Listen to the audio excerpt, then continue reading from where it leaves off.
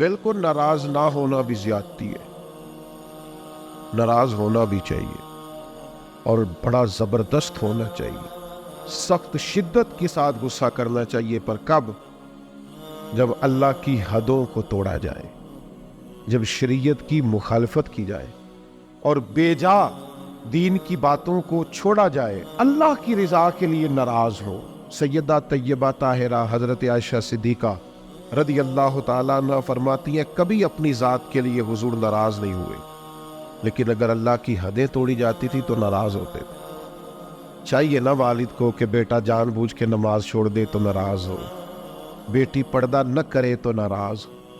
چاہیے نا اسے کہ اگر اس کے گھر کے اندر کوئی غیر شرعی کام ہو رہا ہو تو وہ ناراضگی کا اظہار کرے، حکمت کے ساتھ سمجھائے، دانائی کے ساتھ تبدیل کرنے کی پوری کوشش کرے۔ آپ کا دل اس وقت پوری طور پر ناراض ہو جب آپ شریعت کی مخالفت ہوتے ہوئے دیکھیں۔ 10,000 گم ہونے پر تو جس کا دل پریشان ہوتا ہے، لیکن نماز ظہر قضا ہونے پر جسے کوئی اثر نہیں ہوتا، جو چند منٹ، آدھا گھنٹہ، پونا گھنٹہ نوکری سے لیٹ ہو تو احساس پیدا ہوتا ہے، لیکن کئی دن بیت گئے، فجر نہیں پڑی، کتنے دن گزر گئے، سویرے اللہ کی بارگاہ میں نہیں اٹھا، توجہ نہیں ہوتی۔ 2 حدیثیں اکٹھی عرض کرنے لگا ہوں، آپ نے ان دونوں روایات پر غور کرنا ہے۔ ایک قاضی اجاز رحمۃ اللہ علیہ نے شفا شریف میں لکھی اور ایک امام احمد بن حنبل نے اپنی مسند میں نقل فرمائی۔ صحابہ فرماتے غزوہ احد کے موقع پر ہم نے نبی پاک علیہ السلام کے رخ زیبا پر خون بہتا ہوا دیکھا، کفار نے سنگ باری کی، تکلیف دی، حضور مقدس رخساروں پر خون بہا۔ ہم نے عرض کی یا رسول اللہ دعا کرے نا یہ برباد ہو جائے۔ نبی پاک علیہ السلام نے فرمایا مجھے لان تان کرنے والا نہیں بنا کے بھیجا گیا، مجھے رحمت بنا کے بھیجا گیا۔ اور نبی کریم نے دعا فرمائی یا اللہ انہیں ہدایت عطا فرما۔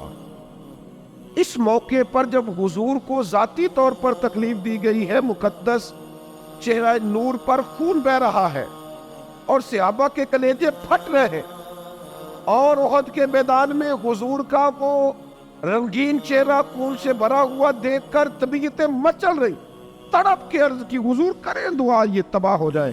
فرمایا نہ بھائی، وہ لان تان کرنے والا نہیں، مجھے تو رحمت بنا کے بھیجا گیا۔ لیکن میرے عزیزو، غزوہ خندق کے موقع پر جب دشمنوں سے دفاع کرتے وقت نماز عصر مسلمانوں کی قضا ہوئی تو حضور نے ہاتھ اٹھا کے عرض کیا، کہا اے اللہ ان کے پیٹ آگ سے بھر دے جنہوں نے ہماری نماز عصر لیٹ کی، ہماری نماز لیٹ کر دی، صلاۃ وسطیٰ لیٹ کر دی۔ ہمیں تیرے حضور جھکنا تھا، ہمیں وہ نماز پڑھنی تھی جو بڑی قیمتی ہے، نماز عصر، انہوں نے ہماری نماز لیٹ کر دی، ان کے پیٹ آگ سے بھر دے۔ حضور کا سارا چہرہ لہو سے بھرا ہے، پر ذات کے لیے دعا نہیں کی کہ یہ تباہ ہو جائے، پر ایک نماز لیٹ ہو گئی۔ صحابہ کی عصر قضا ہوئی تو کریم نے ہاتھ اٹھا کے کہا یا اللہ پار ان کے پیٹ آگ سے۔ او سنگیو، آؤ یارو اپنا اخلاق تو دیکھے، میری بھی فجر قضا ہے، میرے پتر کی بھی قضا ہے، میری جوان بیٹی بھی جم کے سو رہی،